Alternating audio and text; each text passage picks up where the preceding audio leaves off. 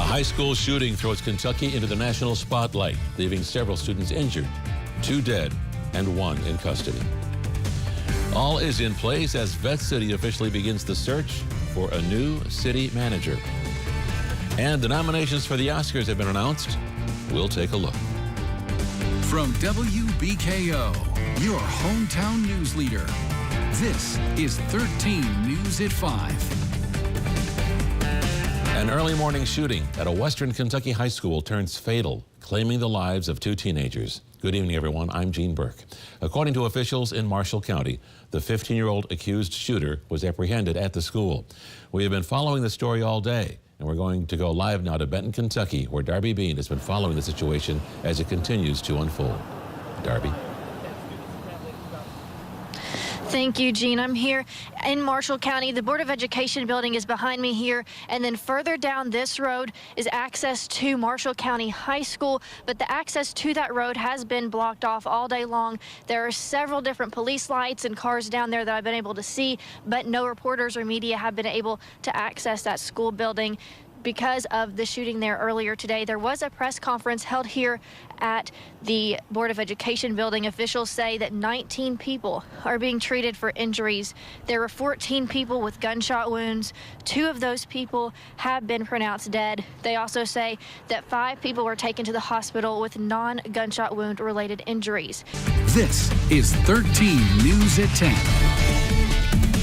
A police officer is shot to death in Hopkinsville. Hello, everyone, and thank you for joining us. I'm Gene Burke.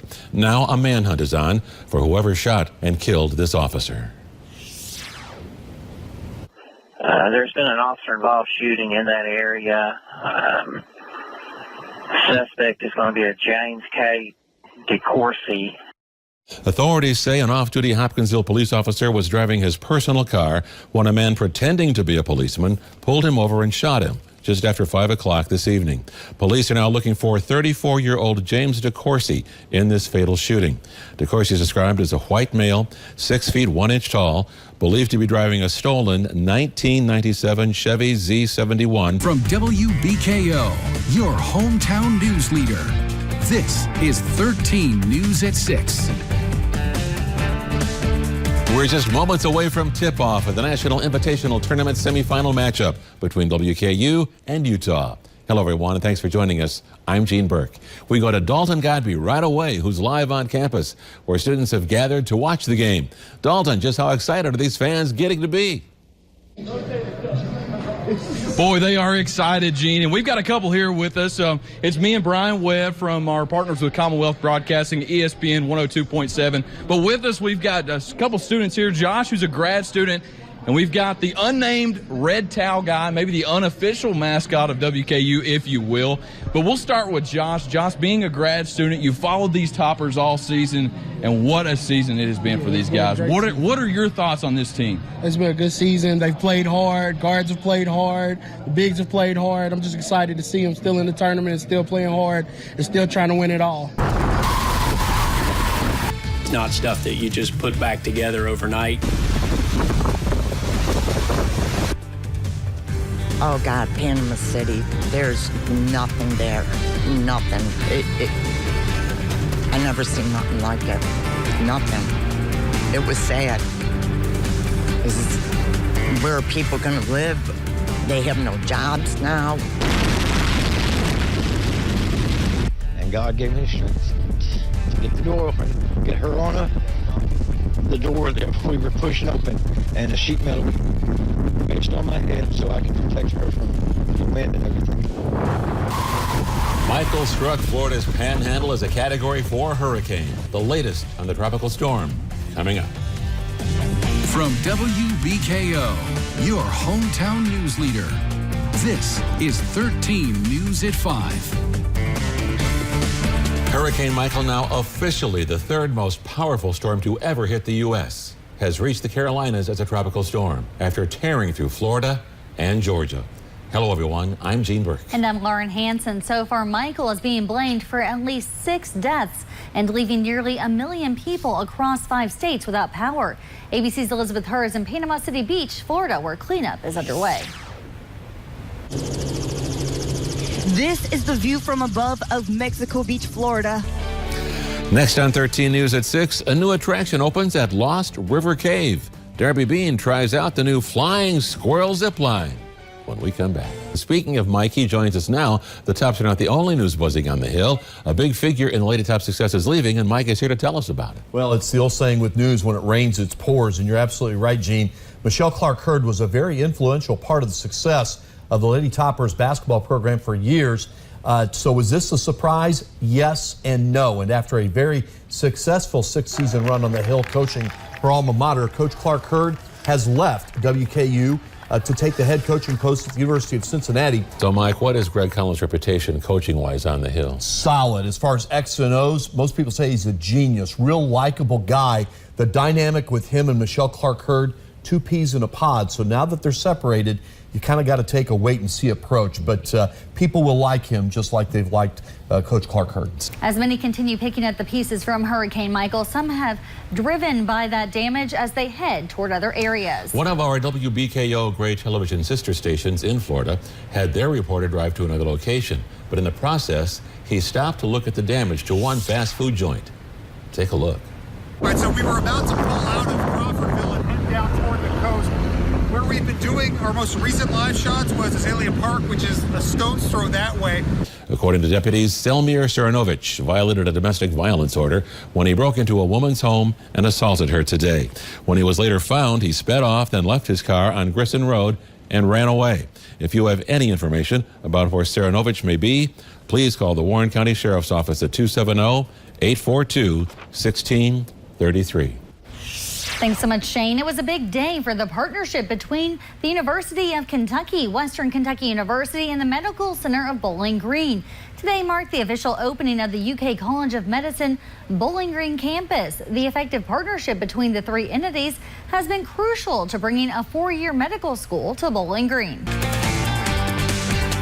Happy Election Day, and thanks for joining us. I'm Lauren Hansen. And I'm Gene Burke. We have a jam-packed newscast tonight as the polls are less than an hour away from closing. There are many contested races around South Central Kentucky. We'll talk about voter turnout and some specific races from Warren to Barron County. We begin our live 13 News election coverage here in Warren County with Darby Bean and Sean Bowdy. Both will give us updates on the latest from the county clerk's office. Darby, from the folks I talked with, it looks like a lot of people took time out to vote today. Tell us what you learned about voter turnout. Has it been what was expected? Thank you, Gene. Voter turnout seems to be high. We talked to Warren County Clerk Lynette Yates yesterday, and she said that earlier she thought maybe about 48% of voters would turn out for this election. Then later on by the day yesterday, she said she was thinking maybe 50 or more than 50%. The inaugural class also got the chance to cut the ribbon. 30 students have officially started at the UK College of Medicine Bowling Green campus. Classes at the state-of-the-art facility are underway. Students now spending countless hours a week in the classroom. Still to come on 13 News at 5, a mission has come to an abrupt end after a failed space launch. Details are coming up. Thank you, Shane. For an American astronaut and a Russian cosmonaut, a trip to the International Space Station ended this morning, just minutes after it began. New images of NASA astronaut Nick Hague and Russian cosmonaut Alexei Ovchinin back on the ground safe and being treated. Coming up tonight on 13 News at 10, we tackle the topic of bourbon and taxes. Kentucky gets a taste of a potential trade war. I'm Kyle Madura in Washington. I'll explain why the first retaliatory shots fired may be aimed at the Bluegrass State's iconic export. All kinds of excitement buzzing around campus as students and fans all gather to support the Toppers in the NIT semifinals. Our Dalton Godby is with the fans on the Hill. Hear their thoughts on this year's team tonight on 13 News at 10. Thank you, Shane. We're also following Election Day in Barron County, where our Kelly Dean is standing by to give us an update on how busy the polls were today. Kelly? The election workers and volunteers have been hard at work today in Barron County since 5 a.m. They started counting those absentee ballots at 8 a.m. and wrapped up just before 11 a.m. Those results expected to be released shortly after 6 p.m., so hopefully we'll have those for you. As we continue our election coverage, we go to a Kentucky race with national implications. Andy Barr and Amy McGrath are vying for the 6th District congressional seat.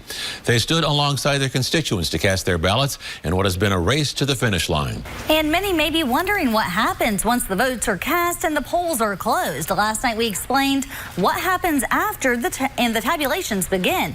Warren County Clerk Lynette Yates said she expects a high turnout, around 50%. The process of releasing official election results can take some time. 13 News has you covered tonight. We'll have updates from our reporters in Warren and Barron counties as they report the results. We'll also have complete coverage from the surrounding area with live updates on air, online, and on our app. We'll also take a look at ABC's interactive map on the balance of power in Congress, as well as our state races. 13 News for all your election coverage.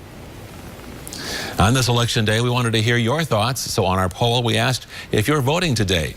92% of you said yes, while only 8% said no. And still to come on 13 News at 5, many may be wondering what's at stake in Congress on these midterm elections. We'll explain in 2 minutes. Midterm elections are often viewed as a referendum on the White House. The sitting president's party typically loses seats in Congress in these off years. Will Republicans meet that same fate tonight, or can they buck the trend? Our WBKO Gray Television Network Washington Bureau's Ted Fioraliso breaks down what's at stake in the House and the Senate. 23. That's the number of seats Democrats need to retake control of the House of Representatives after 8 years of GOP leadership. Devastating damage. WBKO is once again partnering with Commonwealth Broadcasting for 2 days of giving to help with Hurricane Michael relief efforts. We'll be setting up on our parking lot to collect monetary donations for the American Red Cross to help the victims of the third strongest hurricane in U.S. history.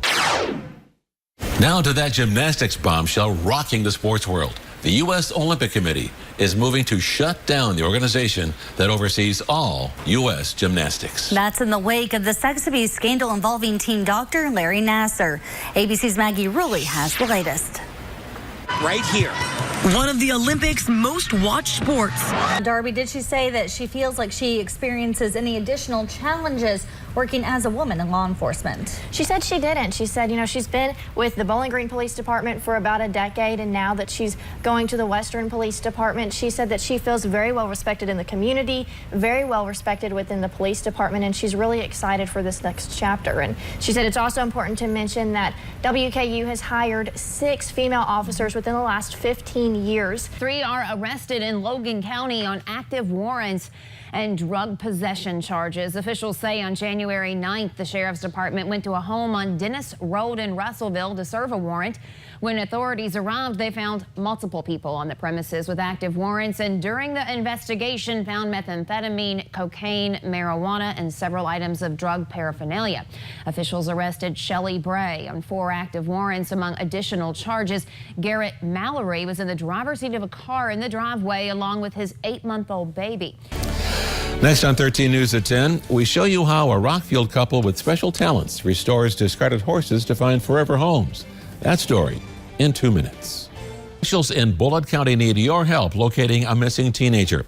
Police are looking for Lynn Taylor, a white 16-year-old female. She is 5 feet tall and weighs 140 pounds. She has brown eyes and brown hair, and she's been missing since January 17th. Next on 13 News at 6, Kelly Dean is here to give us an update on a 9-month-old battling her toughest struggle ever. You're watching 13 News at 6. The Justice Department confirmed today that Robert Mueller's team talked to Attorney General Jeff Sessions last week. That makes him the first member of President Trump's cabinet to be interviewed in that investigation. Gloria Riviera has the latest on the Russia probe from Washington. Attorney General Jeff Sessions is the highest-ranking Trump official to be questioned in the Russia probe. Sessions' office confirming special counsel Robert Mueller's team interviewed him for hours last week. Today, President Trump saying he's not worried. Prosecutors will seek the death penalty for suspected Tampa serial killer Howell Donaldson III. Authorities arrested Donaldson in November in connection to a string of murders that terrorized the Seminole Heights neighborhood of Tampa for weeks. The 24-year-old college graduate is charged with 4 counts of first-degree murder. Shane, the murder trial for a man accused of killing a Cave City woman has been continued until July. According to the Barron Circuit Court Clerk's office, the motion to postpone Clark Smith's trial was granted yesterday, and the new trial date was set for July 31st. A woman is arrested on several drug charges in Glasgow. Officials searched Wendy Furbush's car after the Barron County Sheriff's Department's K-9 unit confirmed there could be narcotics inside of that car. Authorities say they found a small amount of marijuana, a package containing methamphetamine, and 2 pipes. Furbush was taken to the Barron County Detention Center. Coming up next on 13 News at 6, a piece of legislation that could support Kentucky's hemp industry. We have details in just 2 minutes. You're watching 13 News at 6. Police say he was dressed all in black and had a bandana covering his face. He stands around 5'7" or 5'8". If you have any information related to this robbery, you're asked to call 270-821-5661. Grayson County officials are asking for the public's help finding 2 missing teenagers. 17-year-old Marissa Hay was reported missing on March 22nd. She was last seen around the 100 block of Sims Road in Clarkson, wearing blue jeans and a maroon hoodie. She is white, stands 5'6", weighs 220 pounds, with brown hair and brown eyes. The shutdown may be over, but the debate over federal spending goes on. President Trump signed a short-term fix, funding the government for less than 3 weeks.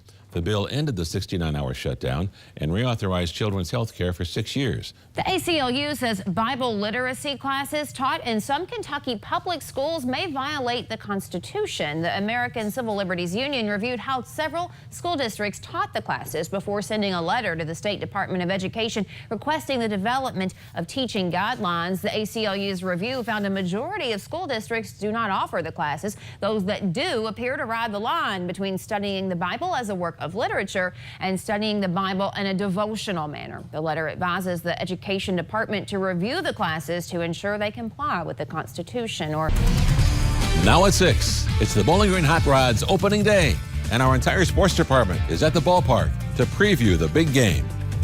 Several traffic counters have been placed along various roadways in our area, allowing transportation officials to do a routine data collection. Hear information from them tonight on why these numbers are so important. And a local emergency communications center debuts a new way you can contact 911. 13 News at 6 starts now. From WBKO, your hometown news leader, this is 13 News at 6. It's a beautiful day for baseball. Hello, everybody. I'm Gene Burke. It's opening day for the Bowling Green Hot Rods, so we toss it over to our own double play combination, Dalton Godby and Dominique Yates at Bowling Green Ballpark, for this year's first pitch of the season. Well, baby, it's cold outside, but things are heating up at Bowling Green Ballpark as we are just 30 minutes away from opening day for the Hot Rods, tipping off and getting things in action with the Dayton Dragons. That is set for about 6:35, where first pitch will get underway.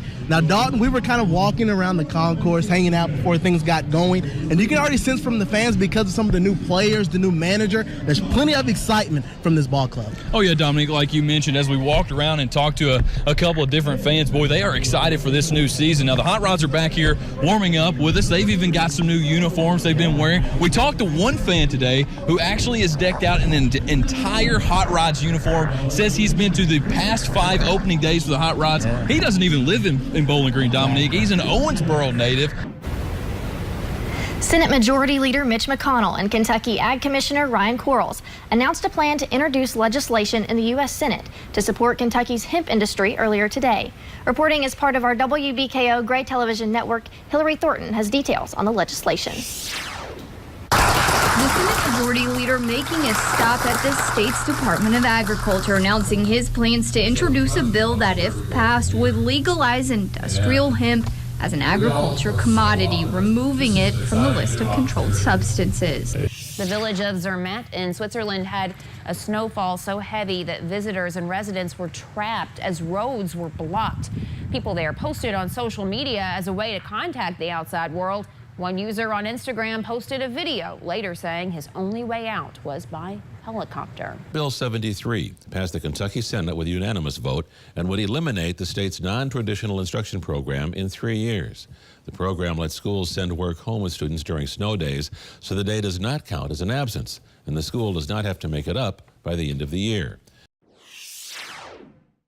The big day is here this morning. The nominees for the 90th Academy Awards were announced, and one movie is leading the nominations. Danya Backus has the latest. That thing looks human.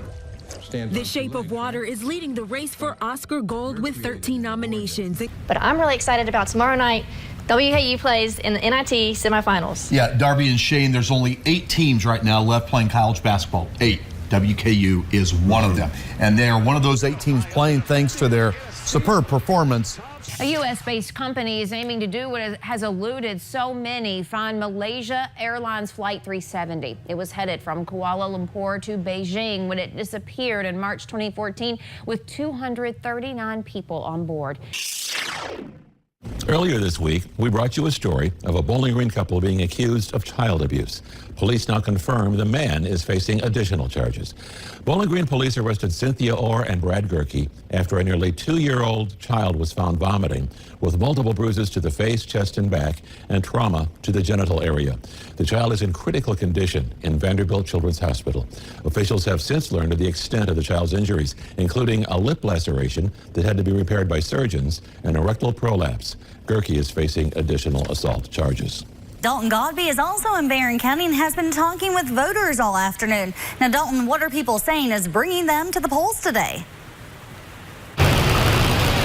Well, Lauren, that is the exact question that I have been asking all afternoon and into this evening. Why are they here? What exactly is it about this election that's bringing them out compared to prior elections? Well, for starters, Shane, farmers in South Central Kentucky had to pick up debris after a storm system went through Adair County just after 10 last night. The National Weather Service confirmed earlier today that a tornado touched down in that area. Last March, the Kentucky General Assembly passed House Bill 13 in hopes of bringing a veterans nursing home to Bowling Green. 1 year later, the project needs to make it through the legislature again, and the bill's sponsor says its future is positive. Sean Bowdy explains. Although Kentucky legislators face an uncertain budget, the plans to bring a 90-bed veterans nursing home to Bowling Green continues to move forward. At the official opening of the Bowling Green campus of the UK College of Medicine today, the new parking structure on the Med Center campus also opened. The new structure is 5 levels and has nearly 900 parking spaces. Med Center health officials say it'll help alleviate parking congestion around the hospital. Finding space on our campus and creating that new and ample parking for our patients and our families. They've been very patient with us to park far away from the building so our patients can park close. So we're very excited for that. The Med Center broke ground on the structure back in June of 2017. It is attached to the medical school classrooms. Training physicians in Kentucky for Kentucky. That's the mission of the UK College of Medicine Bowling Green campus. Amy Bingham has more on the role WKU plays in this important partnership in this week's View from the Hill. Right now, the worst physician shortage is in South Central and Western Kentucky. Now at 6, after rallies across the nation took center stage this weekend, hear from some participants and a local lawmaker and what they're saying on gun control. Vet City became the location for movie scenes today. We have details coming up. And one elementary school is teaching the younger generation about the economy in a very interactive way. 13 News at 6 starts now. From WBKO, your hometown news leader, this is 13 News at 6. All weekend long, the hottest topic around the nation was gun reform. The message surrounding the March for Our Lives rallies that took place all across the globe is still echoing. Hello everyone, I'm Darby Bean. Gene Burke has the night off. Participants and organizers for the event here in Bowling Green say they were pleased with the turnout despite the rain this weekend. Following the event, our Kelly Dean spoke with participants and a local lawmaker. This is what democracy looks like! 800 sibling rallies taking place on Saturday, including one right here in Bowling Green. So we wanted to... Thanks, Shane. Farmers in South Central Kentucky had to pick up debris after a storm system went through Adair County just after 10 last night. The National Weather Service confirmed earlier today that a tornado touched down in that area. According to residents, it happened only once before on Good Friday. Officials say a plastic maker is expanding a Kentucky production facility and adding 79 jobs. At a Madisonville City Council meeting, it was announced that Berry Global Inc. will be expanding. The company is expected to invest up to $50 million in equipment and other upgrades. The new Flying Squirrel zip line is now open at Lost River Cave. Our Darby Bean checked it out today and shows us video of the bird's eye view. A different look at nature, just in time for spring. And this one requires a harness and a helmet. Brian would only get excited. It'd be all great. Clearly, there's a lot of excitement on the Hill around the big game. Many students on campus and even people around the community expressing their excitement about watching WKU in the NIT. Timothy Lyon was driving in the area of Plainview Church Road and Kyle Lane when a deputy pulled him over. Police say Lyon was shaking and sweating abnormally.